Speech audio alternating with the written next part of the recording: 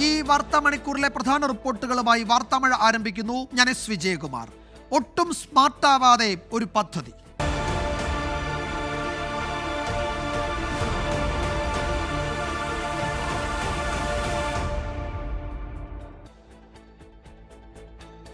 Kochi smart സിറ്റിയിൽ നിന്ന് പ്രധാന പങ്കാളിയായ ടീകോമിന്റെ പിന്മാറ്റത്തിന് പിന്നിൽ വൻ അഴിമതിയെന്ന് പ്രതിപക്ഷം.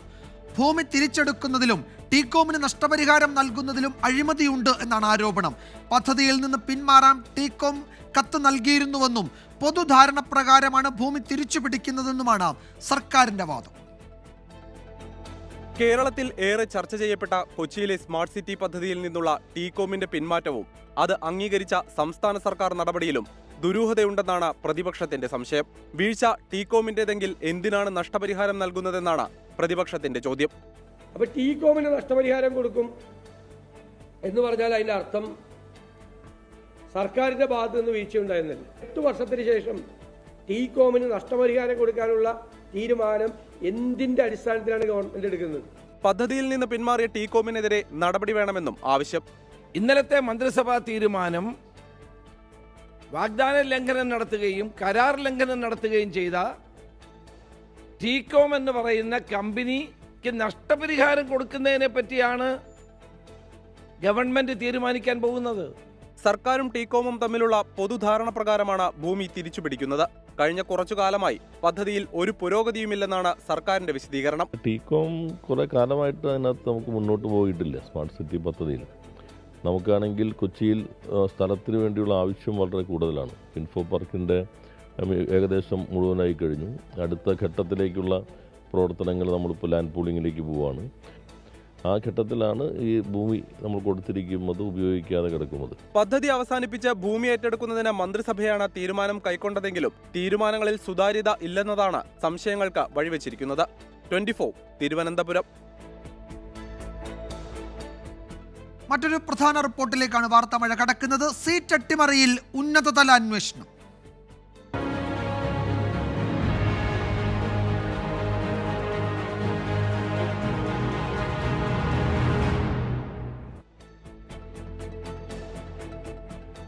നഴ്സിംഗ് മെറിറ്റ് സീറ്റ് അട്ടിമറി സംബന്ധിച്ച് 24 വാർത്തയിൽ ഇടപെട്ട ആരോഗ്യവകുപ്പ് ഉന്നതതല അന്വേഷണം നടത്തുമെന്ന് ആരോഗ്യമന്ത്രി വീണ ജോർജ് അറിയിച്ചു. സർക്കാർ സീറ്റ് അട്ടിമറിച്ചതിൽ വൻ അഴിമതിയുണ്ടെന്ന് പ്രതിപക്ഷ നേതാവ് വി ഡി സതീശൻ ആരോപിച്ചു.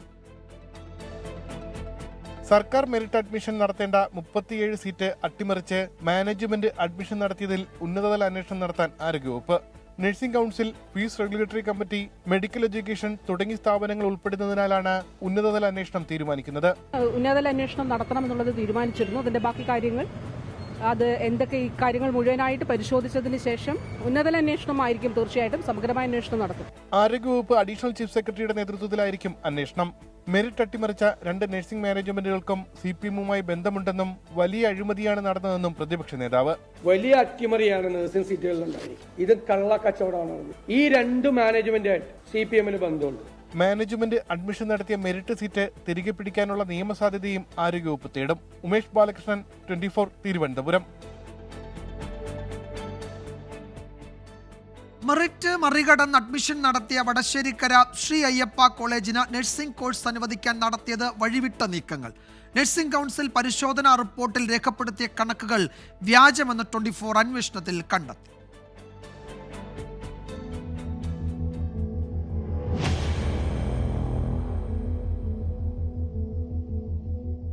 ആരോഗ്യവകുപ്പിന്റെ രേഖകളിൽ പത്തനംതിട്ട വടശ്ശേരിക്കരയിൽ ശ്രീ അയ്യപ്പ എന്ന പേരിൽ ഒരു മെഡിക്കൽ കോളേജ് പ്രവർത്തിക്കുന്നില്ല.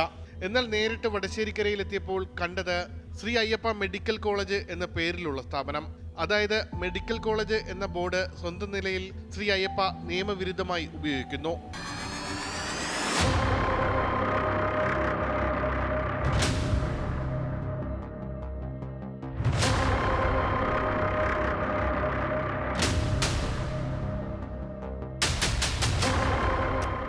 ശ്രീ അയ്യപ്പ എന്ന സ്ഥാപനത്തിന് നഴ്സിംഗ് കോളേജ് അനുവദിച്ചു കിട്ടുന്നത് ഈ വർഷമാണ്. ഇവിടെ BSc നഴ്സിംഗ് സീറ്റ് അനുവദിക്കാൻ നടത്തിയ പരിശോധന ഈ വർഷം സെപ്റ്റംബർ 9-ന്. അന്ന് കണ്ടെത്തിയത് സ്ഥാപനത്തിൽ 300 കിടക്കകളിൽ 141 രോഗികൾ ഉണ്ടെന്നാണ്. ഒപ്പം സെപ്റ്റംബറിൽ ഒരു പ്രസവം നടന്നുവെന്നും കണക്കിൽ പറയുന്നു.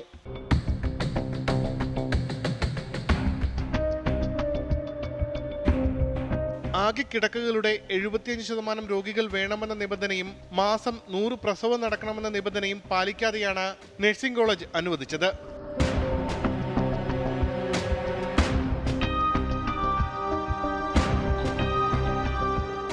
തൊട്ടടുത്ത മാസം ഒക്ടോബർ 16-ന് ജനറൽ നഴ്സിംഗ് അനുവദിക്കാൻ വീണ്ടും നഴ്സിംഗ് കൗൺസിൽ പരിശോധന നടത്തി.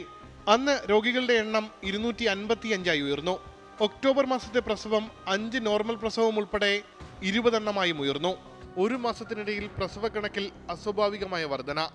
ഇത് പരിശോധിക്കാൻ ഹോസ്പിറ്റൽ മാനേജ്മെന്റ് സിസ്റ്റം ഡേറ്റ പരിശോധിച്ചു. കണക്കെങ്ങനെ? 20 പ്രസവം നടന്നു എന്ന് നഴ്സിംഗ് കൗൺസിൽ കണ്ടെത്തിയ ഒക്ടോബറിൽ പ്രസവങ്ങൾ ഒന്നും തന്നെ ശ്രീ അയ്യപ്പയിൽ നടന്നിട്ടില്ല. 7 മാസത്തിനിടെ നടന്നത് 4 പ്രസവങ്ങൾ മാത്രം. ആശുപത്രിയിൽ നേരിട്ട് പരിശോധന നടത്തിയ ആരോഗ്യ വിദ്യാഭ്യാസ വകുപ്പ് ജീവനക്കാർ തന്നെ വകുപ്പിനെ കബളിപ്പിച്ച് സ്വകാര്യ മാനേജ്മെന്റിനായി വ്യാജ റിപ്പോർട്ട് തയ്യാറാക്കി എന്ന് ചുരുക്കം. ഇവയെല്ലാം നടക്കുന്നത് അങ്ങ് തമിഴ്നാടോ ആന്ധ്രയിലോ ഒന്നുമല്ല. പ്രബുദ്ധരെന്ന് അവകാശപ്പെടുന്ന മികച്ച ആരോഗ്യ സംവിധാനങ്ങളുണ്ട് എന്ന് അവകാശപ്പെടുന്ന കേരളത്തിലാണ്. ഒപ്പം ആരോഗ്യമന്ത്രിയുടെ ജില്ലയിലാണ്. നടപടിയെടുക്കേണ്ടത് ആരോഗ്യമന്ത്രിയാണ്. ക്യാമറമാൻ ഷൈജു ചൗസരിക്കൊപ്പം ഉമേഷ് ബാലകൃഷ്ണൻ, 24 തിരുവനന്തപുരം. സിൽവർ ലൈൻ പദ്ധതിയിൽ റെയിൽവേയുമായുള്ള ചർച്ച പോസിറ്റീവ് എന്ന് കേരയിൽ MD. പദ്ധതി രേഖയിൽ മാറ്റം വരുത്തണമെന്ന റെയിൽവേയുടെ നിർദ്ദേശത്തിന്റെ പശ്ചാത്തലത്തിലായിരുന്നു കൂടിക്കാഴ്ച. പദ്ധതിക്കെതിരെ സിൽവർ ലൈൻ വിരുദ്ധ സമരസമിതി കൊച്ചിയിലും കോഴിക്കോട്ടും പ്രതിഷേധം സംഘടിപ്പിച്ചു. ഇടവേളയ്ക്ക് ശേഷം സിൽവർ ലൈൻ സജീവ ചർച്ചയാവുകയാണ്. സിൽവർ ലൈൻ പദ്ധതിക്ക് പുതിയ പദ്ധതി രേഖ തയ്യാറാക്കി നൽകാൻ റെയിൽവേ നിർദ്ദേശിച്ചതിന് പിന്നാലെയാണ് നിർണായക യോഗം കൊച്ചിയിൽ ചേർന്നത്. റെയിൽവേ ചീഫ് അഡ്മിനിസ്ട്രേറ്റർ ഷാജു സക്രയുമായി കേരയിൽ MD അജിത് കുമാർ കൂടിക്കാഴ്ച നടത്തി. ചർച്ചകൾ പോസിറ്റീവെന്നും തുടർ ചർച്ചകൾ ഉണ്ടാകുമെന്നും കേരയിൽ MD. We had some initial discussions. We will continue with the meeting. ഇത് കണ്ടിന്യൂസ് പ്രോസസ് ആയിരിക്കും. പദ്ധതികൾ ഭാവി കേരളത്തിനായുള്ള ഈടുവയ്പെന്ന് മുഖ്യമന്ത്രി പിണറായി വിജയൻ. പതിറ്റാണ്ടുകളോളം കാത്തിരുന്നാലും യാഥാർത്ഥ്യമാക്കില്ലെന്ന് പലരും കരുതിയ പല പദ്ധതികളും അവരുടെ തന്നെ കൺമുന്നിൽ യാഥാർത്ഥ്യമാവുകയാണ്. കേന്ദ്ര സർക്കാരിൻ്റെ പരിഗണനയിലുള്ള സിൽവർ ലൈൻ ഇത്തരം കാര്യങ്ങളെല്ലാം ഭാവി കേരളത്തിനായുള്ള ഈടുവെപ്പുകളാണ്. രണ്ടാം ഘട്ട ചർച്ച ആരംഭിച്ചതിന് പിന്നാലെ പ്രതിഷേധവും ശക്തമായി. സിൽവർ ലൈനുമായി മുന്നോട്ടു പോകാനാകില്ലെന്ന നിലപാടിൽ ഉറച്ചു നിൽക്കുകയാണ് സമരസമിതി. ചൂരൽമലയിലും അതുപോലെ തന്നെ പുത്തുമലയിലും കവളപ്പാറയൊക്കെ രൂപപ്പെട്ടത് യഥാർത്ഥത്തിൽ ജനവിരുദ്ധ വികസനങ്ങളുടെ ഏറ്റവും വലിയ അപാകതയായിട്ട്, അപകടമായിട്ട്, ദുരന്തമായിട്ട് മാറുന്ന ഒരു സ്ഥിതിവിശേഷം. പദ്ധതിക്ക് കേന്ദ്രം അനുമതി നൽകിയാലും നടപ്പാക്കാൻ അനുവദിക്കില്ലെന്ന പ്രതിപക്ഷ നേതാവ്. ഞങ്ങൾ നേരത്തെ തന്നെ ഡിക്ലെയർ ചെയ്തിട്ടുണ്ട്, കേന്ദ്ര സർക്കാരിൻ്റെ അനുമതി വാങ്ങിച്ചു കൊണ്ടുവന്നാലും കേരളത്തിൽ സിൽവർ ലൈൻ പദ്ധതി നടപ്പാക്കാൻ സമ്മതിക്കില്ല. കേരളത്തെ തകർക്കാൻ, പാരിസ്ഥിതികമായി തകർക്കാൻ, സാമ്പത്തികമായി തകർക്കാൻ അനുവദിക്കുന്ന പ്രശ്നമില്ല. കേന്ദ്ര സർക്കാരിൽ നിന്നും സിൽവർ ലൈന് നയപരമായ അംഗീകാരമായെങ്കിൽ മാത്രം DPR പരിഷ്കരണം ഉൾപ്പെടെ ചർച്ച ചെയ്താൽ മതിയെന്നാണ് കേരളിന്റെ നിലപാട്. കേന്ദ്രം ഇതുവരെ കേരളിന് പച്ചക്കൊടി കാണിച്ചിട്ടില്ലെങ്കിലും ഇന്നത്തെ ചർച്ചയടക്കം സംസ്ഥാന സർക്കാരിന് നൽകുന്നത് ആശാവഹമായ ചില സൂചനകളാണ്. അതുകൊണ്ട് തന്നെ കേരയിൽ ചർച്ച സജീവമാക്കി നിലനിർത്താനാണ് സംസ്ഥാന സർക്കാരിന്റെ തീരുമാനം.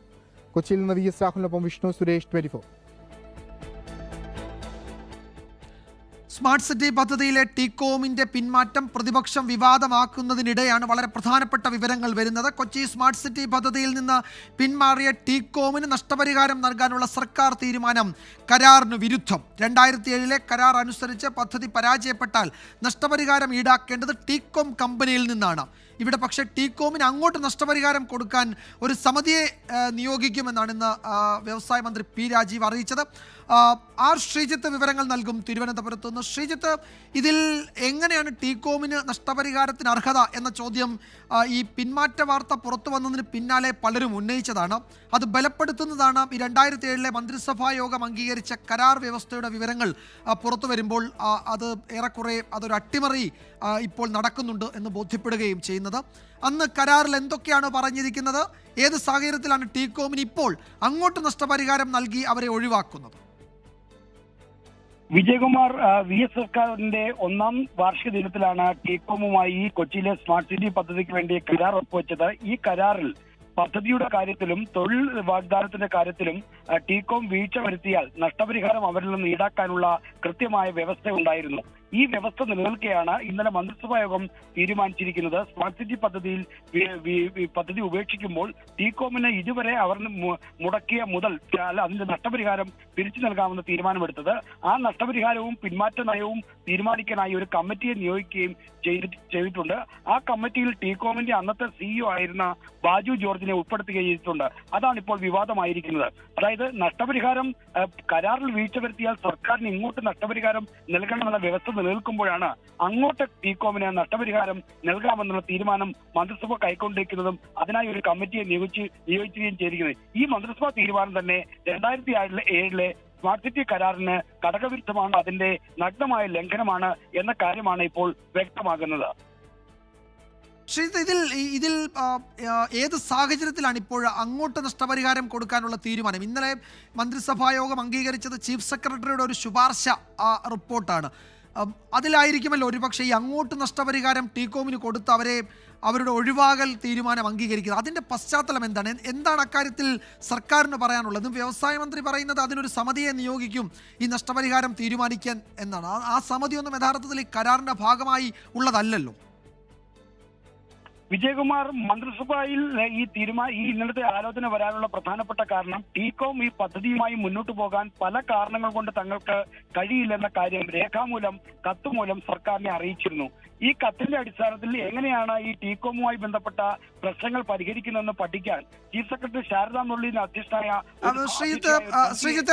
ശ്രീജിത്ത് തുടരുക. ഞാൻ ശ്രീജിത്തിലേക്ക് വരാം. ശ്രീ ജോസഫ് സി മാത്യു ടെലിഫോൺ ലൈനിലുണ്ട്. ശ്രീ ജോസഫ് സി മാത്യു, താങ്കൾക്ക് ഈ സ്മാർട്ട് സിറ്റി പദ്ധതിയുമായി ബന്ധപ്പെട്ട കരാറിൻ്റെ എനിക്ക് തോന്നുന്നു അതിൻ്റെ തുടക്കം മുതൽ തന്നെ പല ഘട്ടങ്ങളിലും ചർച്ചകളിൽ നേരിട്ടും അല്ലാതെയും പങ്കെടുത്തിട്ടുള്ളയാളാണ്. ഇക്കാര്യത്തിൽ വളരെ പ്രധാനപ്പെട്ട ചില നിർദ്ദേശങ്ങൾ ആ ഘട്ടത്തിൽ VSന്റെ IT ഉപദേഷ്ടാവ് എന്ന നിലയിൽ താങ്കൾ മുന്നോട്ട് വയ്ക്കുകയും ഒക്കെ ചെയ്താണ്. പിൽക്കാലത്തും അന്നുമൊക്കെ വലിയ ചർച്ചയായതാണ്. യഥാർത്ഥത്തിൽ ടീകോമിന് അങ്ങോട്ട് നഷ്ടപരിഹാരം കൊടുത്ത് ആ പദ്ധതിയിൽ നിന്ന് അവർ പിന്മാറുന്നു എന്ന് പറയുന്നതിൻ്റെ യുക്തി എന്താണ്? അത് യഥാർത്ഥത്തിൽ ഈ കരാറിന് വിരുദ്ധമല്ലേ? അത് കരാറിന് വിരുദ്ധമാണ്.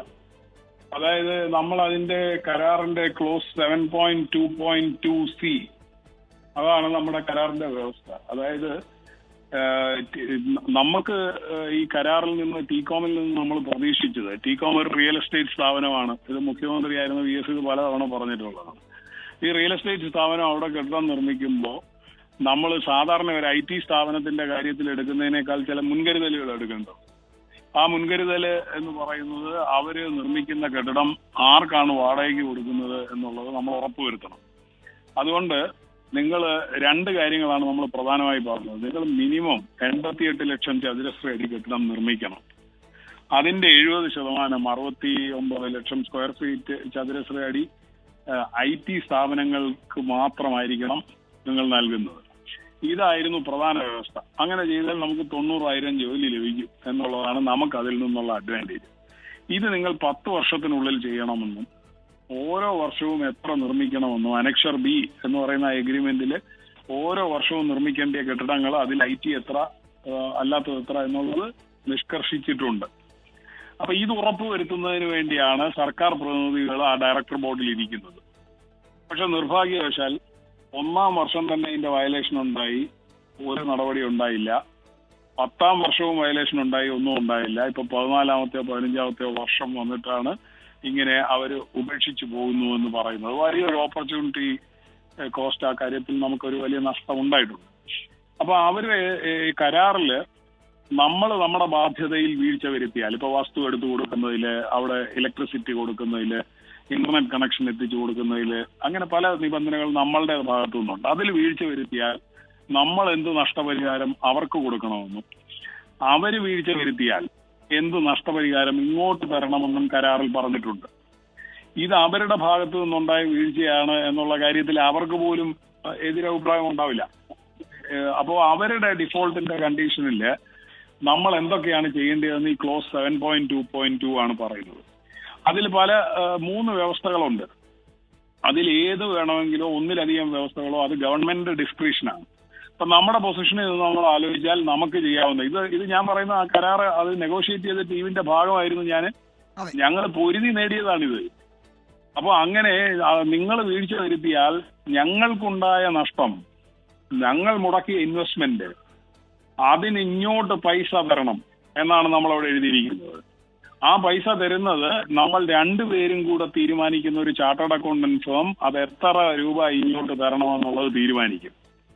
ഇതാണ് കരാറിലെ വ്യവസ്ഥ. പകരം മന്ത്രിസഭാ യോഗം പറയുന്നത് അങ്ങോട്ട് കൊടുക്കാനുള്ള നഷ്ടപരിഹാരം തീരുമാനിക്കും എന്നാണ്. തത്വത്തിൽ നമ്മൾ തന്നെയുമല്ല ശ്രീ ജോസഫ് സി മാത്യു, ഇപ്പോൾ ഇന്ന് രമേശ് ചെന്നിത്തല രാവിലെ മാധ്യമപ്രവർത്തകരോട് പറഞ്ഞത് അന്ന് ഈ ചർച്ചകളുടെ ഭാഗമായിരുന്ന ശ്രീ ബാജു ജോർജ്, അന്ന് നമ്മൾ ഏറ്റവും കേട്ട ഒരു പേരാണ് ബാജു ജോർജ്. അപ്പോൾ ബാജു ജോർജ് ഈ നഷ്ടപരിഹാരം ടീകോമിന് നൽകേണ്ട സമിതിയിൽ, അല്ലെങ്കിൽ അതിനെപ്പറ്റി അത് എത്രയെന്ന് തീരുമാനിക്കേണ്ട സമിതിയിൽ അംഗമാണ് എന്ന് പറയുന്നു. അപ്പോൾ ഈ ചർച്ചയുടെ ഭാഗമായി ടീകോമിൻ്റെ ഭാഗമായി നിന്ന ബാജു ജോർജ് ടീകോമിന് നഷ്ടപരിഹാരം കൊടുക്കേണ്ട സർക്കാർ സമിതി എന്ന് പറയുന്ന ആ സംവിധാനത്തിൽ അംഗമാണെന്ന് പറയുന്നുണ്ട്. അതിൻ്റെ വസ്തുത നമുക്കറിയില്ല. രമേശ് ചെന്നിത്തല ഒരു ആരോപണമായി ഉന്നയിച്ചതാണ്.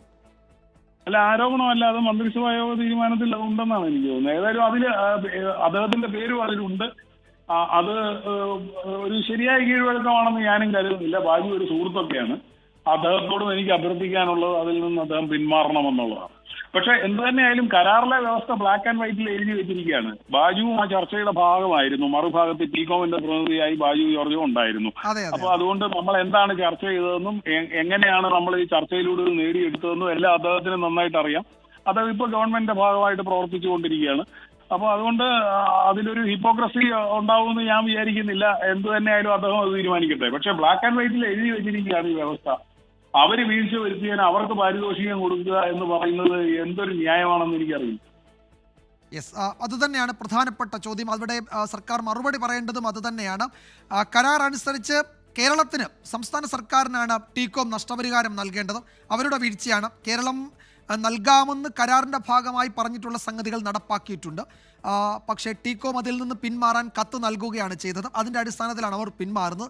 അവരുടെ ആവശ്യപ്രകാരം അവർ പിന്മാറുന്നു. അവർക്ക് നമ്മൾ നഷ്ടപരിഹാരം കൊടുക്കുന്നു എന്ന വാദത്തിൻ്റെ യുക്തി മനസ്സിലാകുന്നില്ല. വളരെ നന്ദി ശ്രീ ജോസഫ് സി മാത്യു പ്രതികരിച്ചതിന്. ആർ ശ്രീജിത്ത് തുടരുന്നുണ്ട്. ശ്രീജിത്ത്, ഇക്കാര്യം സർക്കാരിന് എങ്ങനെ വിശദീകരിക്കാൻ കഴിയും? കരാർ വ്യവസ്ഥ ലംഘിച്ചത് ടീകോമാണ്. അവർ കെട്ടിടം കെട്ടുന്ന കാര്യത്തിൽ, തൊഴിൽ നൽകുന്ന കാര്യത്തിലടക്കം, അത് IT ആവശ്യങ്ങൾക്ക് ഉപയോഗിക്കുന്നതിലടക്കം ആ കരാർ വ്യവസ്ഥകൾ പാലിച്ചിട്ടില്ല എന്നിരിക്കെ അവരുടെ ആവശ്യപ്രകാരം അവർ പിൻവാങ്ങുമ്പോൾ അങ്ങോട്ട് നഷ്ടപരിഹാരം കൊടുക്കും എന്ന് പറയുന്നതിൻ്റെ യുക്തി സർക്കാരിന് എങ്ങനെ വിശദീകരിക്കാൻ കഴിയും? വിജയകുമാർ, സർക്കാർ പറയുന്ന യുക്തി ചീഫ് സെക്രട്ടറിയുടെ റിപ്പോർട്ടാണ്. ഈ പിന്മാറ്റ നയവുമായി ബന്ധപ്പെട്ട്, അതായത് ടീകോം പദ്ധതിയിൽ നിന്ന് തങ്ങൾക്ക് തുടരാൻ കഴിയുന്നില്ല, പദ്ധതി മുന്നോട്ട് കൊണ്ടുപോകാൻ കഴിയുന്നില്ല എന്ന് കാണിച്ച് സംസ്ഥാന സർക്കാരിന് ടീകോം ഒരു കത്ത് നൽകി. ദുബായ് കേന്ദ്രമാക്കി പ്രവർത്തിക്കുന്ന പ്രധാനപ്പെട്ട ഒരു സ്ഥാപനം എന്ന നിലയിൽ ഈ ടീകോമിനുമായി ഒരു സംഘടനത്തിലേക്കോ പോകാൻ സർക്കാർ ആഗ്രഹിച്ചില്ല. അതിന്റെ അടിസ്ഥാനത്തിലാണ് സർക്കാർ ചീഫ് സെക്രട്ടറി അധ്യക്ഷയായ ഒരു സമിതിയെ നിയോഗിച്ചത്.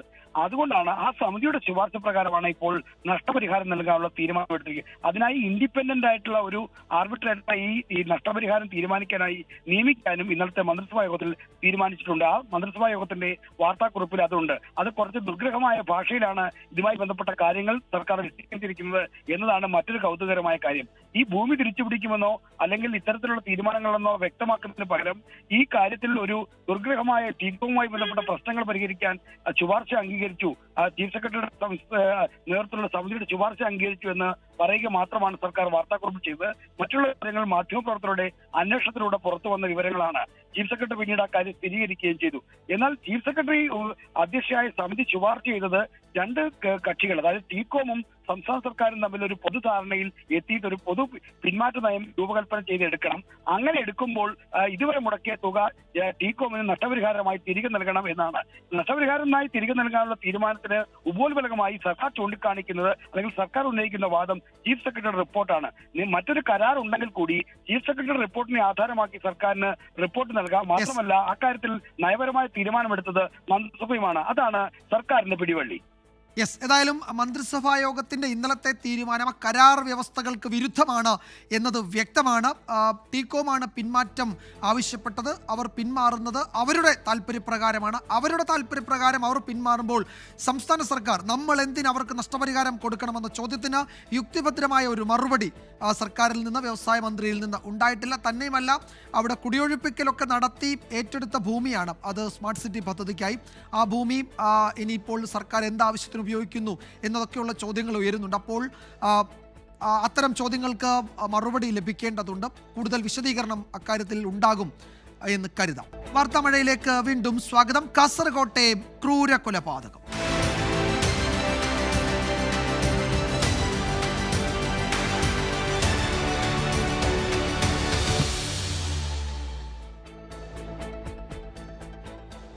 $596 പവൻ സ്വർണം തട്ടിയെടുത്ത് കാസർഗോഡ് പ്രവാസി വ്യവസായി അബ്ദുൽ ഗഫൂറിനെ കൊലപ്പെടുത്തിയെന്ന് പോലീസ്. സംഭവത്തിൽ മന്ത്രവാദിയായ യുവതി ഉൾപ്പെടെ 4 പേർ പിടിയിലായി. സ്വർണം ഇരട്ടിപ്പിച്ചു നൽകാമെന്ന് പറഞ്ഞ് ഗഫൂറിന്റെ വീട്ടിൽ മന്ത്രവാദം നടത്തി സ്വർണം തട്ടിയെടുക്കുകയായിരുന്നു.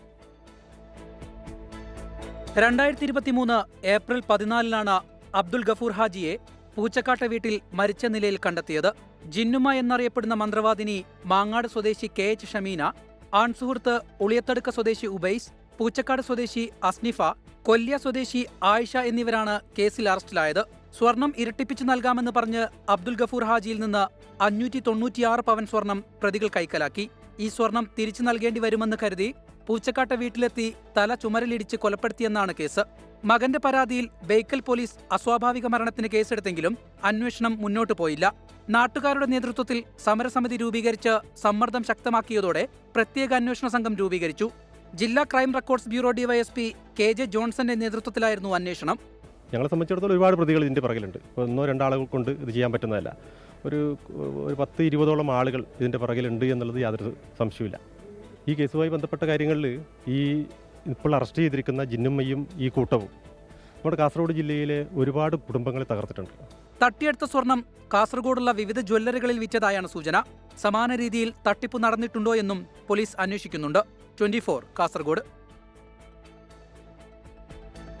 ഇപ്പോൾ വരുന്ന മറ്റൊരു റിപ്പോർട്ടിലേക്ക്. കൊടകര കുഴൽപ്പണ കേസിൽ ഉടൻ കുറ്റപത്രം സമർപ്പിക്കുമെന്ന് ED ഹൈക്കോടതിയെ അറിയിച്ചു. ഹർജിയിൽ മറുപടി നൽകാൻ EDക്ക് ഹൈക്കോടതി 3 ആഴ്ചത്തെ സാവകാശം അനുവദിച്ചിട്ടുണ്ട്. ശ്രീകാന്ത് വിവരങ്ങൾ നൽകും കൊച്ചിയിൽ നിന്ന്. ശ്രീകാന്ത്, എന്താണ് ED നൽകിയ വിശദീകരണം? എപ്പോഴേക്ക് കുറ്റപത്രം നൽകും എന്ന് അന്വേഷണ സംഘം പറയുന്നുണ്ടോ? ഈ അന്വേഷണ സംഘം പറയുന്നില്ല വിജയകുമാർ. നേരെ മറിച്ച് അവർ ചൂണ്ടിക്കാണിക്കുന്ന കാര്യം കൊടകര കള്ളപ്പണ ഇടപാട് കേസിലെ അന്വേഷണം അത് ഏറെക്കുറെ പൂർത്തിയായി കഴിഞ്ഞു, ഉടൻ കുറ്റപത്രം നൽകും എന്നുള്ളതാണ് അവർ വ്യക്തമാക്കുന്നത്. അന്വേഷണം അവസാന ഘട്ടത്തിലാണെന്നും ED ഹൈക്കോടതി ഇന്നിപ്പോൾ അറിയിച്ചിട്ടുണ്ട്. അപ്പോൾ ഹൈക്കോടതി എന്ന് പറഞ്ഞത് അത് സത്യവാങ്മൂലമായി നൽകാൻ ആവശ്യപ്പെട്ടിട്ടുണ്ട്. 3 ആഴ്ചത്തെ സമയവും നൽകി. ഈ ഹർജിയിൽ 3 ആഴ്ചയ്ക്കകം അവർ മറുപടിയും നൽകും. ഒരു പക്ഷേ ജനുവരി ആദ്യമോ ഈ മാസം അവസാനത്തോടെയോ കുറ്റപത്രം നൽകും എന്നാണ് അനുമാനിക്കുന്നത്.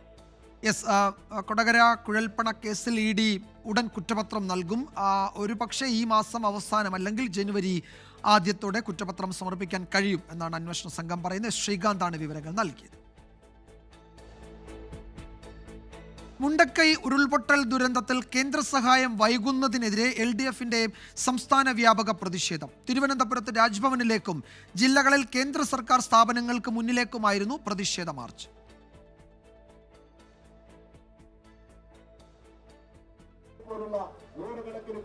കേന്ദ്ര സർക്കാരിനെതിരായ LDF പ്രതിഷേധം സംസ്ഥാനത്തെ 14 ജില്ലകളിലും അരങ്ങേറി. രാജ്ഭവനിലേക്ക് നടന്ന മാർച്ചിൽ ആയിരക്കണക്കിന് പേർ പങ്കെടുത്തു. മുണ്ടക്കൈ ചൂരൽമല ദുരന്തത്തെ ദേശീയ ദുരന്തമായി പ്രഖ്യാപിക്കാത്തതിനെതിരെ രൂക്ഷ വിമർശനവുമായി MV ഗോവിന്ദൻ രംഗത്തെത്തി. കേന്ദ്ര സർക്കാർ പണം നൽകിയാലും ഇല്ലെങ്കിലും പുനരധിവാസം കേരളം നടപ്പാക്കുമെന്നും പ്രഖ്യാപനം. വിഷയത്തിൽ പ്രതിപക്ഷത്തിന് തല്ലും തലോടലും. രാഷ്ട്രീയം മറന്ന് ഒന്നിച്ച് MPമാർ കേന്ദ്രത്തെ സമീപിച്ചു എന്ന് പറഞ്ഞ MV ഗോവിന്ദൻ ഒന്നിച്ച് സമരം ചെയ്യാത്തതിൽ വിമർശനവും നടത്തി. മുന്നോട്ടേക്ക് വെച്ച ഡിമാൻഡ് നമുക്ക് തരണമെന്ന് നമ്മൾ ആവശ്യപ്പെടുന്ന സഹായം കേരളം ഒറ്റക്കെട്ടായി അസംബ്ലിയിൽ പ്രമേയം പാസാക്കി ഏകണ്ഠമായിട്ട് അവിടെയും തർക്കമുണ്ടായിരുന്നില്ല, ഏകണ്ഠമാണ്. വയനാട്ടിലെ LDF പ്രതിഷേധം ഉദ്ഘാടനം ചെയ്തത് മുൻമന്ത്രി അഹമ്മദ് ദേവർകോവിലായിരുന്നു. കോഴിക്കോട് ആദായ നികുതി വകുപ്പ് ഓഫീസിന് മുന്നിലായിരുന്നു LDFന്റെ ഉപരോധ സമരം. കൊല്ലത്ത് LDF കൺവീനർ TP രാമകൃഷ്ണൻ സമരം ഉദ്ഘാടനം ചെയ്തു. ദേശീയ ദുരന്തമായി പ്രഖ്യാപിച്ചില്ലെങ്കിൽ സമരം കടുപ്പിക്കാനാണ് LDF തീരുമാനം. 24 തിരുവനന്തപുരം. കോഴിക്കോട് എലത്തൂർ HPCL ഡിപ്പോയിലെ ഇന്ധന ചോർച്ചയ്ക്ക് പരിഹാരമായില്ല. ചോർച്ച പരിഹരിക്കാത്തതിനെതിരെ പ്രതിഷേധവുമായി നാട്ടുകാർ രംഗത്തെത്തിയിട്ടുണ്ട്. ചോർച്ചയുണ്ടോ എന്ന് പരിശോധിക്കാൻ ടാങ്കിലെ ഇന്ധനം പൂർണ്ണമായും മാറ്റും. സംഭവത്തിൽ HPCLന് വീഴ്ച സംഭവിച്ചുവെന്ന് ഡെപ്യൂട്ടി കളക്ടർ E അനിതകുമാരി പറഞ്ഞു. അതന്നെ ഓവർഫ്ലോ വന്നിട്ടുണ്ടെന്നും അത് ഇങ്ങനെ മറ്റു പുറത്തേക്ക് പോയിട്ടുള്ള കാര്യം നമുക്ക് മനസ്സിലായിട്ടുണ്ട്. HPന്റെ കയ്യിൽ അവർക്ക് വീഴ്ച പറ്റിയിട്ടുണ്ടെന്നും നമുക്ക് ഉറപ്പാണ്. ആ വീഴ്ചയെ പറ്റിയുള്ള കാര്യങ്ങളും ഒന്ന് എങ്ങനെയൊക്കെയാണ് അത് പരിഹരിക്കേണ്ടതെന്നും കൂടിയാണല്ലോ ഇപ്പോൾ നോക്കുന്നത്. മിഥില ബാലൻ വിവരങ്ങൾ നൽകും കോഴിക്കോട്ട് നിന്ന്. മിഥില, ഇത്രയും മണിക്കൂറുകളായിട്ടും എന്താണ് ചോർച്ചയ്ക്ക് കാരണം? എങ്ങനെയാണ് ഇത്രയും ഇന്ധനം പുറത്തേക്ക് വന്നത് എന്ന് കണ്ടുപിടിക്കാൻ കഴിയുന്നില്ല. ആ ചോർച്ച നിലയ്ക്കുന്നുമില്ല. എന്താണ് HPCL പറയാനുള്ളത്? വിജയകുമാർ, കൃത്യമായി ഇക്കാര്യത്തിൽ എന്താണ് സംഭവിച്ചത് എന്നതുമായി ബന്ധപ്പെട്ട റിപ്പോർട്ട് സമർപ്പിക്കാൻ കലക്ടർ ആവശ്യപ്പെട്ടിട്ടുണ്ട്. അത് 2:30-ക്കാണ് കലക്ടർ വിളിച്ച ഈ ഒരു യോഗമുള്ളത്. ഇതിൽ കമ്പനി അധികൃതരും ഇപ്പോൾ അവിടെ പരിശോധന നടത്തിയ റവന്യൂ വകുപ്പ് ഉദ്യോഗസ്ഥരും ആരോഗ്യവകുപ്പ് ഉദ്യോഗസ്ഥരും എല്ലാം തന്നെ ആ ഒരു യോഗത്തിൽ പങ്കെടുക്കുന്നുണ്ട്. ആ യോഗത്തിലായിരിക്കും ഈ കമ്പനി എന്താണ് അവിടെ സംഭവിച്ചത് എന്നതുമായി ബന്ധപ്പെട്ട കമ്പനിയുടെ ഭാഗത്തു നിന്നുള്ള ഒരു വിശദീകരണം നൽകുക. നിലവിൽ അവിടെ പരിശോധന നടത്തിയ റവന്യൂ വകുപ്പ് ഉദ്യോഗസ്ഥർക്ക് മനസ്സിലായ കാര്യം വീഴ്ച സംഭവിച്ചിട്ടുണ്ട്. അത് അവർ പറയുന്ന ഒരു കാര്യം എന്നത് കമ്പനി അധികൃതർ അറിയിച്ചത് ഓവർഫ്ലോ ഉണ്ടായി. ഈ ഓവർഫ്ലോ ഉണ്ടാവുന്നത് മനസ്സിലാക്കാനുള്ള അലാറം സംവിധാനം കൃത്യമായി പ്രവർത്തിച്ചില്ല എന്നതാണ് കമ്പനി അധികൃതർ അവിടെ പരിശോധന നടത്തിയ റവന്യൂ ഉദ്യോഗസ്ഥരോട് പറഞ്ഞത്. പക്ഷേ അതേസമയം ഇപ്പോഴും ചെറിയ രീതിയിൽ അവിടെ ചോർച്ച അല്ലെങ്കിൽ പുറത്തേക്ക് ഈ ഓടകളിലൂടെയെല്ലാം ഇന്ധനം ഒഴുകുന്ന കാഴ്ച നമുക്ക് അവിടെ നിന്നും കാണാൻ കഴിയുന്നുണ്ട്. അതുതന്നെയാണ് പ്രദേശവാസികളെ സംബന്ധിച്ചിടത്തോളം ആശങ്കയ്ക്ക് ഇടയാക്കുന്നതും. അവർ ആവശ്യപ്പെടുന്നത് കലക്ടർ നേരിട്ടെത്തി ഈ പ്രശ്നത്തിന് ഒരു അടിയന്തര പരിഹാരം വേണം എന്നത് തന്നെയാണ്. അവിടുത്തുകാർ വളരെ കാലമായി ആവശ്യപ്പെടുന്ന ഒരു കാര്യം തന്നെയാണ്. ഈ ജനവാസ മേഖലയാണ് ഈ പ്രദേശം. അവിടെ നിന്നും ഈ ഒരു കേന്ദ്രം അല്ലെങ്കിൽ ഈ ഒരു ഡിപ്പോ മാറ്റി സ്ഥാപിക്കണം എന്നൊരു ആവശ്യമാണ് ഇവർ നിരന്തരം മുന്നോട്ട് വെക്കുന്നത്. അക്കാര്യം തന്നെയാണ് ഇന്നും അവിടെ പ്രതിഷേധത്തിനിടെ ഈ പ്രദേശവാസികളെല്ലാം ഉന്നയിക്കുന്നത്. വൈകിട്ട് 6 മണിക്ക് സ്ഥലം MLA-യും മന്ത്രിയുമായ AK ശശീന്ദ്രൻ അവിടെ സന്ദർശിക്കുന്നുണ്ട്. അദ്ദേഹം ജനങ്ങളുമായി സംസാരിക്കും, ജനങ്ങളുടെ പ്രശ്നങ്ങൾ കേൾക്കും എന്ന് തന്നെയാണ് അറിയിച്ചിട്ടുള്ളത്. എന്തുതന്നെയായും 2:30-ക്ക് കലക്ടർ വിളിച്ച യോഗത്തിൽ ഈ കമ്പനി അധികൃതർ നൽകുന്ന റിപ്പോർട്ട് എന്തായിരിക്കും എന്നത് തന്നെയാണ് ഈ കാര്യത്തിൽ പ്രധാനം. വിജയകുമാർ. യെസ്, HPCL-ന് വീഴ്ച പറ്റി എന്നാണ് ഡെപ്യൂട്ടി കളക്ടർ നേരത്തെ അറിയിച്ചത്. കളക്ടർ അവിടെ 2:30-ക്ക് എത്തുന്നുണ്ട്. ഒരു യോഗത്തിൽ കളക്ടർ പങ്കെടുക്കുന്നുണ്ട്. ആ യോഗത്തിൽ HPCL എന്താണ് വിശദീകരിക്കാൻ പോകുന്നത് എന്നാണ് അറിയേണ്ടത്. വീഴ്ച പറ്റിയത് എവിടെയെന്ന് ആ ഘട്ടത്തിലെങ്കിലും HPCL പറയുമോ എന്ന് നമുക്ക് നോക്കാം. മിഥില ബാലനാണ് വിവരങ്ങൾ നൽകിയത്. ആ കുട്ടിയാനെ രക്ഷിക്കാമായിരുന്നു.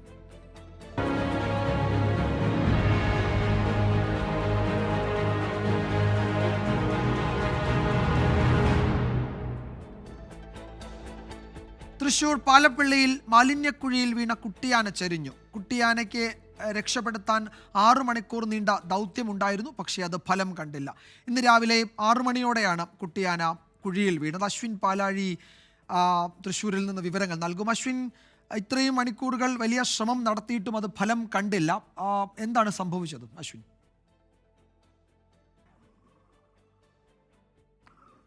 വിജയകുമാർ, ആദ്യഘട്ടത്തിലുണ്ടായിരുന്ന വെല്ലുവിളി ഇതിനുള്ളിലേക്ക് നമ്മളിപ്പോൾ നിൽക്കുന്നത് ആന വീണ കുഴിക്ക് സമീപമാണ്. ഈ കുഴിയിലേക്ക് രക്ഷാപ്രവർത്തനത്തിനുള്ള സംവിധാനങ്ങൾ എത്തിക്കുക എന്നുള്ളത് തന്നെയായിരുന്നു ഏറ്റവും പ്രധാനപ്പെട്ട വെല്ലുവിളി. അതെല്ലാം മറികടന്ന് ആനയ്ക്കരികിലേക്ക് എത്തിയപ്പോൾ അതിനോടകം തന്നെ അതിൻ്റെ മരണം സംഭവിച്ചിരുന്നു എന്നുള്ളതാണ് ഏറ്റവും പ്രധാനപ്പെട്ട കാര്യം. ഏകദേശം 6 മണിക്കൂറോളം ആനയെ പുറത്തേക്ക് എത്തിക്കാനുള്ള ശ്രമങ്ങൾ നീണ്ടുപോയി. പക്ഷേ അത് ഫലം കണ്ടില്ല. ഇപ്പോൾ ജഡം അതിനുള്ളിൽ കിടക്കുകയാണ്. അല്പസമയത്തിനുള്ളിൽ ഇവിടേക്ക് ക്രെയിൻ എത്തും. ആ ക്രെയിനിൽ ആനയെ വടവുമായി ബന്ധിപ്പിച്ച് ആനയെ പുറത്തെത്തിച്ച് ഇവിടെ എത്തിയിരിക്കുന്ന ടിപ്പറിൽ പുറത്തേക്ക് കൊണ്ടുപോകാനുള്ള തീരുമാനത്തിലേക്കാണ് നിലവിൽ എത്തിയിരിക്കുന്നത്. ആ ക്രെയിൻ ഇവിടേക്ക് എത്താനുള്ള താമസം മാത്രമാണ് ഇനി ഉള്ളത്. ഇപ്പോൾ DFO അടക്കമുള്ള ആളുകളുണ്ട്. സാർ, ഒരു നിമിഷം, നെക്സ്റ്റ് പ്ലാൻ എങ്ങനെ? ഡിസ്പോസൽ ചെയ്യുന്നതാണ്. പോസ്റ്റ്മോർട്ടം മാറ്റാനുള്ള നടപടികൾ മാറ്റാൻ ചെയ്യുന്നുണ്ട്. അപ്പോൾ ക്രെയിൻ വരുന്നുണ്ട്. ഒരു മിനിറ്റ്, പിന്നെ വിളിക്കാം. അപ്പം നമുക്കൊപ്പം ഇപ്പോൾ ഉള്ളത് ഷാജഹാനൻ ചേട്ടനാണ്. ഇദ്ദേഹമാണ് രാവിലെ ആദ്യം നമ്മളെ വിവരം രാവിലെ ഒരു 7:30 കൂടി വിളിച്ചു പറയുന്നത്. നിങ്ങളിവിടെ വരുമ്പോൾ എന്താണ് കണ്ടത്? ഞാൻ വരുമ്പോണ്ടായിരുന്ന ബൈറ്റാണ്. നമ്മളെ ഒരു അമ്മാവൻ്റെ മകനുണ്ട്, അദ്ദേഹമാണ് ഈ പറമ്പിലൂടെ ടാപ്പിങ്ങിന് വരുന്നത്. അപ്പോൾ അദ്ദേഹം വന്നപ്പോൾ ആന ഇവിടുന്ന് 6 മണി നേരത്ത് സൗണ്ട് കേട്ട് വന്ന് നോക്കിയപ്പോഴാണ് ആനയെ കാണുന്നത് ഇവിടെ. അപ്പോൾ അങ്ങനെ തന്നെ ഞാൻ ഫോൺ വിളിച്ചു. പിന്നെ അവിടെ കുറച്ച് ഇവിടെ അയൽവാസികളൊക്കെ വന്നു നോക്കി. അപ്പോൾ ഉണ്ടായിരുന്നു ഉഷാറാണ് ഞാൻ നിങ്ങൾക്ക് വിട്ട് തന്നിട്ടുണ്ടായിരുന്നു. അപ്പോൾ ആനയ്ക്ക് വലിയ ആരോഗ്യ പ്രശ്നങ്ങൾ പറ്റുമെന്ന് നമുക്ക് തോന്നിയില്ല. നല്ല ഉഷാറാണ്. നമ്മൾ പട്ടയുടെ കഷ്ണമൊക്കെ ഇട്ട് കൊടുത്തിരുന്നു. അത് നന്നായിട്ട് കഴിക്കുന്നുണ്ടായിരുന്നു. അപ്പോൾ പിന്നെ കുറച്ച് കഴിഞ്ഞ് പിന്നെ വേറെ ജോലിയുമായി ബന്ധപ്പെട്ട് പുറത്ത് പോയി തിരിച്ചു വന്നപ്പോഴേക്കാണ് ആന വരുന്നൊരു സ്ഥലമാണ്. സ്ഥിരമായിട്ട് ആന ഉണ്ട്. ഇപ്പോൾ ഇവിടെ ഒരു ആഴ്ചയായിട്ട് അടുപ്പിച്ച് തന്നെ ഉണ്ട്. അപ്പോൾ ഇവിടുന്ന് കുറച്ച് ആന ആട്ടുന്ന കാര്യങ്ങളൊക്കെ നമ്മൾ പറയാറുണ്ട്. പക്ഷേ പറഞ്ഞ മാതിരി എല്ലാ ഭാഗത്തും ഇപ്പോൾ ടാപ്പിംഗ് തൊഴിലാളികളൊക്കെ ഉള്ളൊരു മേഖലയാണ്. ഇതിന് കഴിഞ്ഞ് പോകുന്നതിന് ശേഷം കുറച്ച് ബൈറ്റ് നമുക്ക് എടുക്കാനുണ്ട്. വഴിയിൽ ആൾ ജോലി ചെയ്യുന്ന സ്ഥലങ്ങളും നിരമ്പാൻ ഇപ്പോൾ ആനപ്പാകുമ്പോൾ ഒരു വഴിയിൽ നിൽക്കുന്നുണ്ട്. ഇപ്പോൾ ഇവിടേക്ക് ക്രെയിൻ എത്താനൊക്കെ ബുദ്ധിമുട്ടാണ്. ക്രെയിൻ എത്താൻ കുറച്ച് ബുദ്ധിമുട്ടുണ്ട്. ഉള്ളിലേക്ക് കൊണ്ടുപോകാനുള്ള ബുദ്ധിമുട്ട്. അപ്പോൾ അതുകൊണ്ടാണ് ഇപ്പോൾ നമ്മൾ JCB വെച്ചിട്ട് കയറ്റാന്നുള്ളത് പറയുന്നത്. വിജയകുമാർ, ഇവിടേക്കുള്ള വഴി അല്പം ദുർഘടം പിടിച്ചാണ്. അതുകൊണ്ട് തന്നെ ക്രെയിൻ ഉൾപ്പെടെയുള്ള വലിയ വാഹനങ്ങൾക്ക് ഇങ്ങോട്ടേക്ക് ഓടിയെത്താൻ അല്പം ബുദ്ധിമുട്ടുണ്ട്. അതുകൊണ്ടാണ് ഇപ്പോഴും ആനയെ പുറത്തേക്ക് എടുക്കാൻ സാധിക്കാത്തൊരു സാഹചര്യമുള്ളത്. എന്തായാലും അല്പസമയത്തിനുള്ളിൽ തന്നെ ക്രെയിൻ ഇവിടേക്ക് എത്തും. നമ്മളിപ്പോൾ പറഞ്ഞതുപോലെ രാവിലെ പുലർച്ചെ 6 മണിയോടുകൂടിയാണ് ആന ഇങ്ങനെ ഈ കുഴിയിലേക്ക് വീണു എന്നുള്ളൊരു പ്രാഥമിക നിഗമനമുള്ളത്. അതിനപ്പുറത്തേക്ക് കൃത്യ ഒരു സമയം ഇതുവരെ കണ്ടെത്താനായിട്ടില്ല. ഈ സമീപത്തുള്ള ആളുകളൊക്കെ തന്നെ ഇവിടെ വന്ന് നോക്കിയിരുന്നു. ഇപ്പോൾ ഈ പ്രദേശത്ത് വടം കെട്ടി, കയറ് കെട്ടി ആനയെ സേഫായിട്ട്, അല്ലെങ്കിൽ ആനയുടെ ജഡം മറ്റ് പരിക്കുകളൊന്നുമില്ലാതെ പുറത്തേക്ക് എത്തിക്കാനുള്ള ജോലികൾ ആരംഭിച്ചു കഴിഞ്ഞു. ഒപ്പം ആനയ്ക്ക് ദേഹത്ത് ചില പരിക്കുകൾ ഉള്ളതായി പ്രാഥമിക പരിശോധനയിൽ കണ്ടെത്തിയിട്ടുണ്ട്. അതൊരു പക്ഷേ ഈ കുഴിയിലേക്ക് വീണപ്പോൾ അതിന് പിന്നാലെ ആനയ്ക്ക് പുറകെ ഈ കരയിൽ നിന്നും വീണ കല്ലുകളൊക്കെ ദേഹത്ത് വീണുണ്ടായ പരിക്കാണ് എന്നുള്ളതാണ് പ്രാഥമികമായി മനസ്സിലാക്കുന്നത്. എന്തായാലും ആ വീഴ്ചയിൽ തന്നെ ആനയ്ക്ക് കാര്യമായ പരിക്കേറ്റിട്ടുണ്ട് എന്ന് വേണം കരുതാൻ. ഏതായാലും വലിയ സങ്കടം ഉണ്ടാക്കുന്നതാണ് ആനയുടെ ആ നിശ്ചലമായ കിടപ്പ്. അശ്വിനാണ് വിവരങ്ങൾ നൽകിയത്. കേരളത്തിൻ്റെ അതിർത്തി പ്രദേശമായ തമിഴ്നാട്ടിലെ നീലഗിരിയിൽ വനം വകുപ്പ് വാഹനം കാട്ടാന തകർത്തു. പന്തല്ലൂരിൽ KSRTC ബസ്സിന് നേരെയും കാട്ടാനയുടെ ആക്രമണമുണ്ടായി. മൂന്നാറിലെ ജനവാസ മേഖലയിൽ വീണ്ടും കാട്ടാന പടയപ്പ ഇറങ്ങി.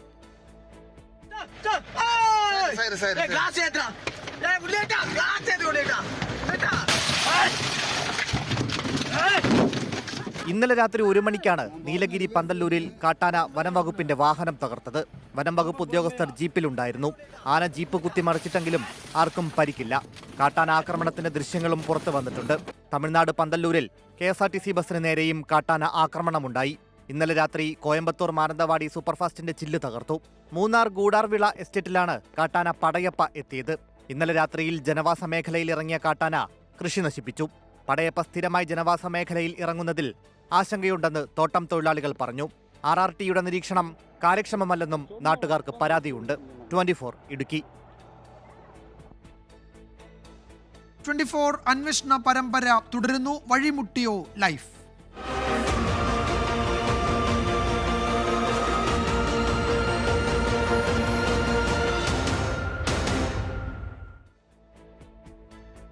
ലൈഫ് ഭവന പദ്ധതി നടപ്പിലാക്കാൻ ഹഡ്കോയിൽ നിന്ന് വായ്പ എടുക്കുന്നതിനും പ്രതിസന്ധി.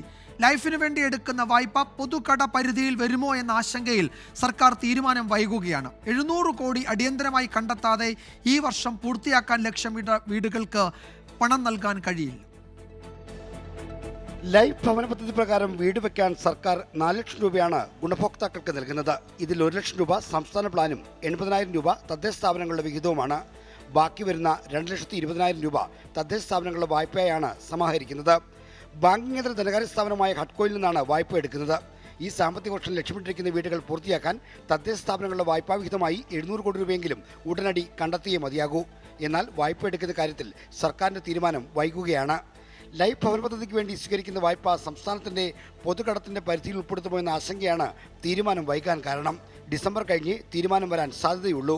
അതുവരെ ലൈഫ് പദ്ധതിയുടെ വിഹിതം ഗുണഭോക്താക്കളിലേക്ക് എത്തുന്നതും വൈകും. ഭൂമിയുള്ളതും എന്നാൽ വീടില്ലാത്തതുമായ ആളുകൾക്ക് വീട് നൽകുന്നതിനും വായ്പ എടുക്കേണ്ടതുണ്ട്. 2.71 ലക്ഷം പേരാണ് ഈ വിഭാഗത്തിലുള്ളത്. ഇവർക്ക് വീട് നിർമ്മിച്ചു നൽകാൻ 5,967 കോടി രൂപ വായ്പ എടുക്കേണ്ടി വരുമെന്നാണ് ലൈഫ് മിഷന്റെ കണക്ക്. ഇക്കാര്യത്തിലും സർക്കാരിന്റെ തീരുമാനം നീളുകയാണ്. സംസ്ഥാന സർക്കാരിന്റെ സാമ്പത്തിക പ്രതിസന്ധി വായ്പയുടെ പലിശ തിരിച്ചടവിനെയും ബാധിക്കുന്നുണ്ട്. ധനവകുപ്പിൽ നിന്ന് വൈസ് ആൻഡ് മീൻസ് ക്ലിയറൻസ് ലഭിക്കാത്തതാണ് കാരണം. മുഖ്യമന്ത്രിയുടെ അവലോകന യോഗത്തിൽ അവതരിപ്പിച്ച ശേഷമാണ് ഇത്തവണ പലിശ തിരിച്ചടവിന് ക്ലിയറൻസ് ലഭിച്ചത്. R. ശ്രീജിത്ത്, 24 തിരുവനന്തപുരം. ആലപ്പുഴ കളർകോട് 5 മെഡിക്കൽ വിദ്യാർത്ഥികളുടെ ദാരുണാന്ത്യത്തിന് കാരണമായ അപകടത്തിലെ കാർ വാടകയ്ക്കെടുത്തത് തന്നെയെന്നും പോലീസ് സ്ഥിരീകരണം. കാർ ഓടിച്ച ഗൗരി ശങ്കർ ഉടമയ്ക്ക് 1000 രൂപ ഗൂഗിൾ പേ ചെയ്തതിന്റെ രേഖകൾ പോലീസിന് ലഭിച്ചു. അപകടത്തിൽ നേരത്തെ പ്രതി ചേർക്കപ്പെട്ട KSRTC ഡ്രൈവറെ ഒഴിവാക്കി. വാടകയ്ക്കല്ല, സൗഹൃദത്തിന്റെ പേരിൽ വാഹനം നൽകിയെന്നായിരുന്നു വാഹന ഉടമ ഷാമിൽ ഖാൻ പോലീസിനും മോട്ടോർ വാഹന വകുപ്പിനും നൽകിയ മൊഴി. വാഹന ഉടമ കൊലക്കേസ് പ്രതിക്ക് മുൻപ് വാഹനം വാടകയ്ക്ക് നൽകിയെന്നും എൻഫോഴ്സ്മെന്റ് RTO കണ്ടെത്തിയിരുന്നു. ഇതിന് പുറമെയാണ് കാർ ഓടിച്ച ഗൗരി ശങ്കർ ഉടമയ്ക്ക് 1000 രൂപ ഗൂഗിൾ പേ നൽകിയെന്ന പോലീസ് കണ്ടെത്തൽ. വാഹനമോടിച്ച ഗൗരി ശങ്കറിനെ 1-ാം പ്രതിയാക്കി പോലീസ് കേസെടുത്തു. മറ്റൊരു വാഹനത്തെ മറികടക്കുമ്പോഴായിരുന്നു അപകടം സംഭവിച്ചതെന്നും കണ്ടെത്തിയിട്ടുണ്ട്. അപകടത്തെക്കുറിച്ചും പ്രദേശത്ത് ഇനി അപകടം ഉണ്ടാകാതിരിക്കാൻ സ്വീകരിക്കേണ്ട മുൻകരുതലുകളെക്കുറിച്ചും മോട്ടോർ വാഹന വകുപ്പ് റിപ്പോർട്ട് തയ്യാറാക്കി. ഈ റിപ്പോർട്ട് കളക്ടർക്ക് സമർപ്പിക്കും. ചികിത്സയിൽ കഴിയുന്ന 5 പേരിൽ 4 പേരുടെ നില കൂടുതൽ മെച്ചപ്പെട്ടു. ഗുരുതരാവസ്ഥയിൽ തുടരുന്ന വിദ്യാർത്ഥി ആൽവിൻ എറണാകുളത്തെ ആശുപത്രിയിൽ ചികിത്സയിലാണ്. ആൽബിന് തലച്ചോറിലും ആന്തരിക അവയവങ്ങളിലും ക്ഷതമേറ്റിട്ടുണ്ട്. കേസിൽ ആദ്യം പ്രതി ചേർക്കപ്പെട്ട KSRTC ഡ്രൈവറെ പിന്നീട് ഒഴിവാക്കി. ഇത് സംബന്ധിച്ച റിപ്പോർട്ട് കോടതിയിൽ ഹാജരാക്കും. 24 ആലപ്പുഴ.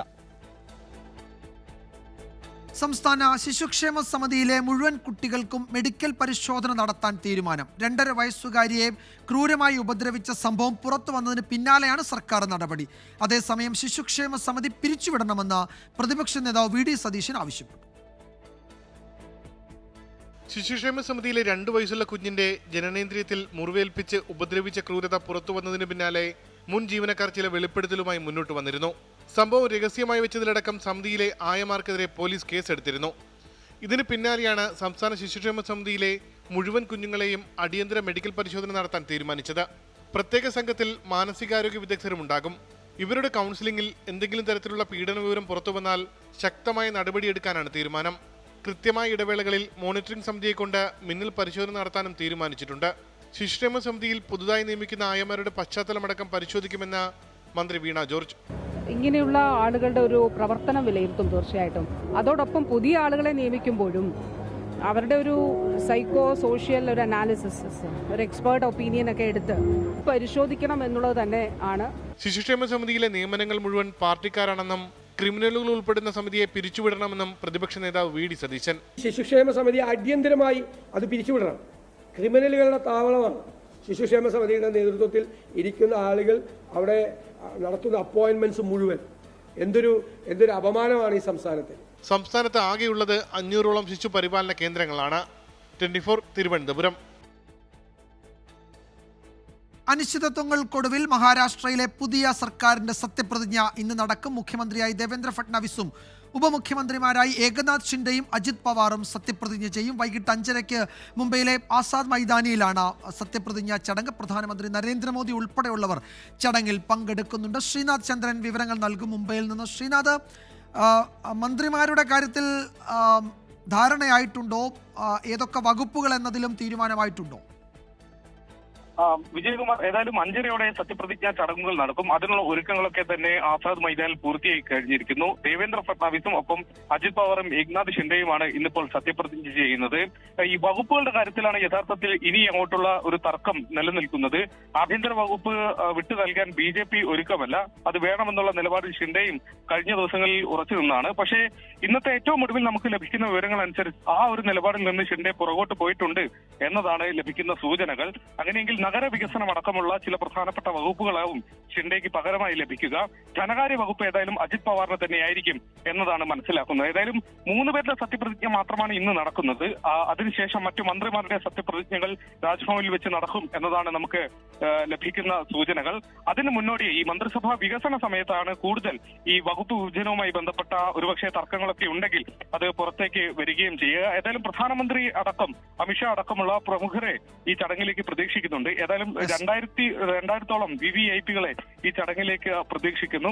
40,000-ലധികം ആളുകൾക്ക് ഇരിക്കാവുന്ന തരത്തിൽ ഒരു വലിയ പന്തലൊക്കെ തന്നെ ഒരുക്കുകയും ചെയ്തിട്ടുണ്ട്. കനത്ത സുരക്ഷയിലാണ് ഇപ്പോൾ മുംബൈ നഗരം ആകെയുള്ളത്. ഏതാണ്ട് 4000-ഓളം പോലീസുകാരെ ആസാദ് മൈതാനും പരിസരത്ത് മാത്രമായി നിയോഗിച്ചിട്ടുമുണ്ട്. വിജയകുമാർ. യെസ്, വൈകിട്ട് 5:30ക്കാണ് സത്യപ്രതിജ്ഞാ ചടങ്ങ്. പ്രധാനമന്ത്രി ഉൾപ്പെടെയുള്ളവർ പങ്കെടുക്കുന്നുണ്ട്. മുഖ്യമന്ത്രിയും 2 ഉപമുഖ്യമന്ത്രിമാരും മാത്രമായിരിക്കും ഇന്ന് സത്യപ്രതിജ്ഞ ചെയ്യുക. മന്ത്രിസഭാ വികസനം പിന്നീടായിരിക്കും. ശ്രീനാഥ് ചന്ദ്രനാണ് വിവരങ്ങൾ നൽകിയത്. വാർത്താമഴയിലേക്ക് വീണ്ടും സ്വാഗതം. തിരുവനന്തപുരം യൂണിവേഴ്സിറ്റി കോളേജിൽ ഭിന്നശേഷിക്കാരനായ വിദ്യാർത്ഥിയെ മർദ്ദനത്തിന് മുമ്പ് SFIക്കാർ ഭീഷണിപ്പെടുത്തുന്ന ദൃശ്യങ്ങൾ പുറത്ത്. കോളേജിൽ യൂണിയൻ റൂമിൽ കൊണ്ടുപോയാണ് വിദ്യാർത്ഥിയെ ഭീഷണിപ്പെടുത്തുകയും മർദ്ദിക്കുകയും ചെയ്തത്. അത് പറഞ്ഞാൽ പിന്നെ നീ എന്ത് വിഷയം ഉണ്ടാക്കാൻ അടിക്കണോ? വാ ശരി, വാ അടിക്കാം, വാ ശരി, വാ നില കഴിക്കുക, വാ അടിക്കാം, വാ നില കഴിക്കില്ല, വാടാ പാടി, വാ നില കഴിക്കില്ല, വാടി അടിക്കില്ല, അടി അവൻ പറഞ്ഞാൽ അതുകൊണ്ട് ഇത്ര കാലം മിണ്ടാൻ കേട്ടോണ്ട് അങ്ങോട്ട് കൊടികെട്ടാൻ മരത്തിൽ കയറാത്തതിന്റെ പേരിലാണ് മർദ്ദനമെന്ന് വിദ്യാർത്ഥി 24നോട് പറഞ്ഞു.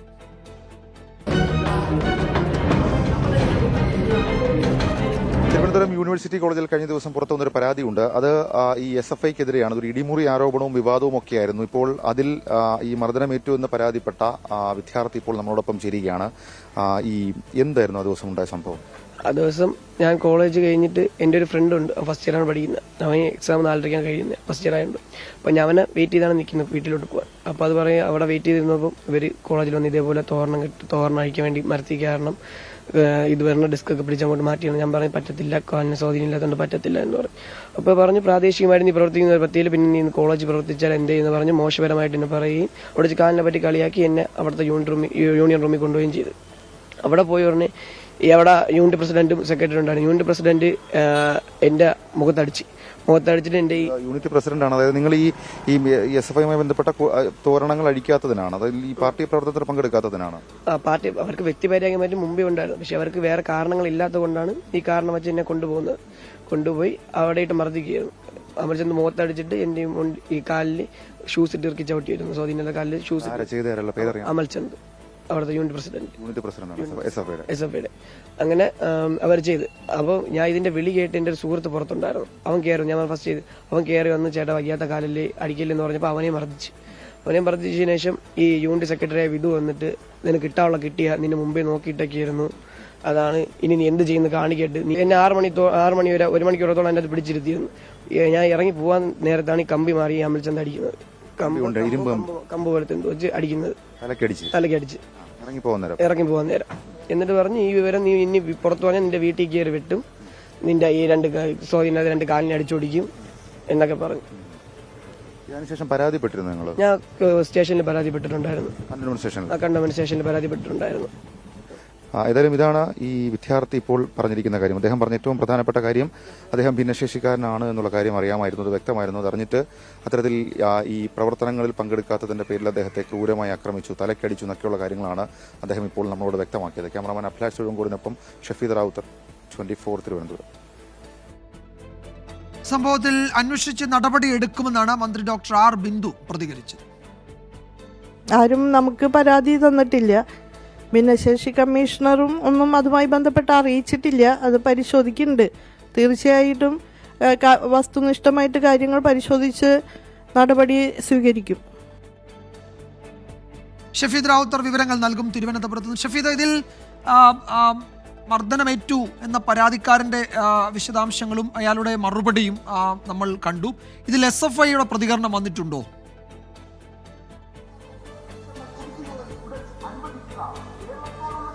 നിലവിൽ ഇപ്പോൾ ഈ വിഷയങ്ങൾ സംഭവിച്ചതിന് ശേഷം SFIയുടെ പ്രതികരണങ്ങൾ ഉണ്ടായിട്ടില്ല എന്നുള്ളതാണ് ഏറ്റവും പ്രധാനപ്പെട്ട കാര്യം. വിജയകുമാർ, നമുക്കറിയാം കുറച്ച് വർഷങ്ങൾക്ക് മുൻപ് ഒരു കത്തിക്കുത്ത് സംഭവം, അതിനെ തുടർന്നത് PSC തട്ടിപ്പ് വരെ അടക്കമുള്ള കാര്യങ്ങളിലേക്ക് എത്തിച്ചേർന്ന സംഭവ വികാസങ്ങൾ യൂണിവേഴ്സിറ്റി കോളേജിലുണ്ട്. അന്നും SFI ആയിരുന്നു പ്രതിക്കൂട്ടിൽ. ഇടിമുറി ആരോപണം അടക്കമുള്ള കാര്യങ്ങൾ അന്നും SFIക്കെതിരെ ഉയർന്നിരുന്നു. ഈ സാഹചര്യത്തിൽ വീണ്ടും സമാനമായ രീതിയിൽ ഇടിമുറി ആരോപണം ഉയരുകയാണ്. അല്പസമയം മുൻപ് ആ മർദ്ദനമേറ്റ ഭിന്നശേഷിക്കാരനായ വിദ്യാർത്ഥി നമ്മളോട് സംസാരിച്ചു. അതായത് കൊടിതോരണം അഴിക്കാൻ കൊടിമരത്തിന് മുകളിൽ കയറാത്തതായിരുന്നു പ്രകോപന കാരണം.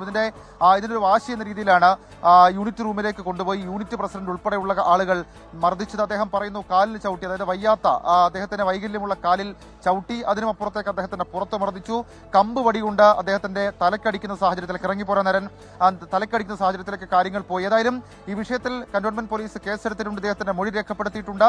മാത്രവുമല്ല, ഇനി ഈ വിഷയത്തിൽ അല്പസമയം മുൻപ് ഉന്നത വിദ്യാഭ്യാസ മന്ത്രി പറഞ്ഞു വിഷയത്തിൽ നടപടി ഉണ്ടാകും. ആരും വിവരങ്ങൾ അറിയിച്ചിട്ടില്ല, പരാതിപ്പെട്ടിട്ടില്ല. പക്ഷേ ഈ പോലീസ് കേസെടുത്ത സാഹചര്യത്തിൽ സർക്കാരിന്റെ വിഷയത്തിൽ ഇടപെടൽ, പ്രത്യേകിച്ച് യൂണിവേഴ്സിറ്റി കോളേജ് ഇങ്ങനെ ഉണ്ടാക്കുന്ന പ്രശ്നങ്ങളിൽ സർക്കാരിന്റെ ഇടപെടൽ അതെങ്ങനെ ഉണ്ടാകും, ഏത് വിധത്തിൽ ഉണ്ടാകും എന്നുള്ളതാണ് നിർണായകമായി മാറുക. പരാതിയുടെ അടിസ്ഥാനത്തിൽ കന്റോൺമെന്റ് പോലീസ് കേസെടുത്തിട്ടുണ്ട്, അന്വേഷണം നടത്തുമെന്ന് ഇപ്പോഴിതാ ഉന്നത വിദ്യാഭ്യാസ വകുപ്പ് മന്ത്രിയും അറിയിച്ചിട്ടുണ്ട്. ഷഫീദ് റാവുത്തറാണ് വിവരങ്ങൾ നൽകിയത് തിരുവനന്തപുരത്ത്. നോക്കാം ശരണം സന്നിധാനം.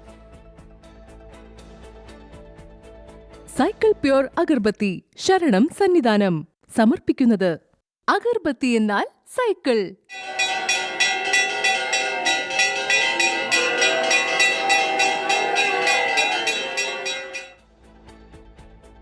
ശബരിമലയിൽ തീർത്ഥാടകരുടെ എണ്ണത്തിൽ റെക്കോർഡ് വർധന. മണ്ഡലകാലം ആരംഭിച്ച് 20 ദിവസം പിന്നിടുമ്പോൾ തീർത്ഥാടകരുടെ എണ്ണം 15 ലക്ഷം കടക്കുന്നത് ഇതാദ്യമായാണ്. 12 മണി വരെ 45,000-ത്തിലധികം ഭക്തരാണ് ഇന്ന് ദർശനം നടത്തിയത്. സ്പോട്ട് ബുക്കിംഗ് വഴി എത്തുന്ന ഭക്തരുടെ എണ്ണത്തിലും വർധനയുണ്ട്. ഇതുവരെയുള്ള സ്ഥിതിഗതികൾ വിലയിരുത്താൻ തിരുവനന്തപുരത്ത് തിരുവിതാംകൂർ ദേവസ്വം ബോർഡ് ഇന്ന് യോഗം ചേർന്നു. ദേവസ്വം മന്ത്രി VN വാസവന്റെ അധ്യക്ഷതയിലായിരുന്നു യോഗം. ശബരിമലയിലെ ചടങ്ങുകൾ നോക്കാം. BLM housing cooperative society limited ശബരിമലയിലെ ചടങ്ങുകൾ സമർപ്പിക്കുന്നത് Bharat Lajna multi state housing cooperative society limited.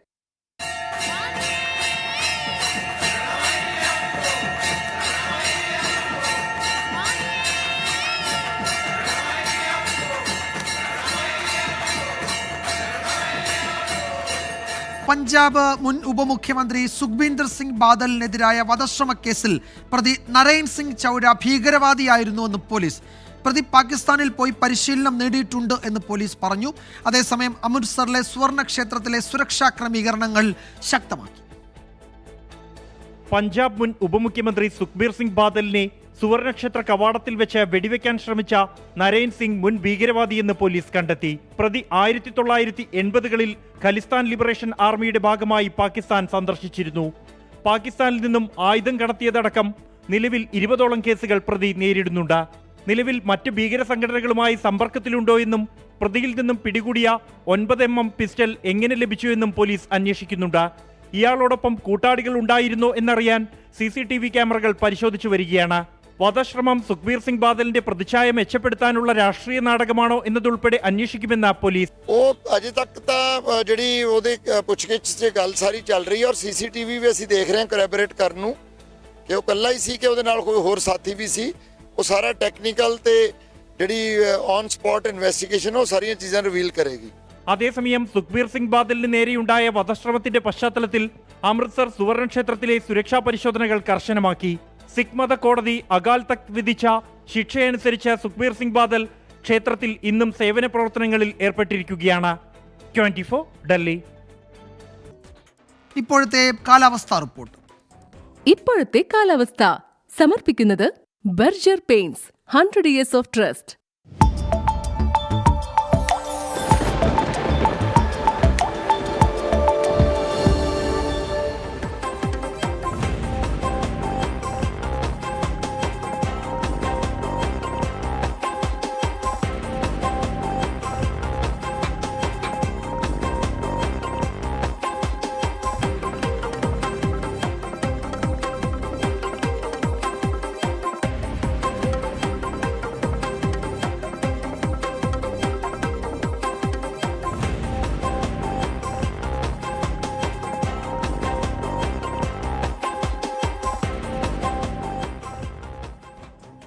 ഈ റിപ്പോർട്ടോടെ വാർത്താമഴ അവസാനിക്കുന്നു.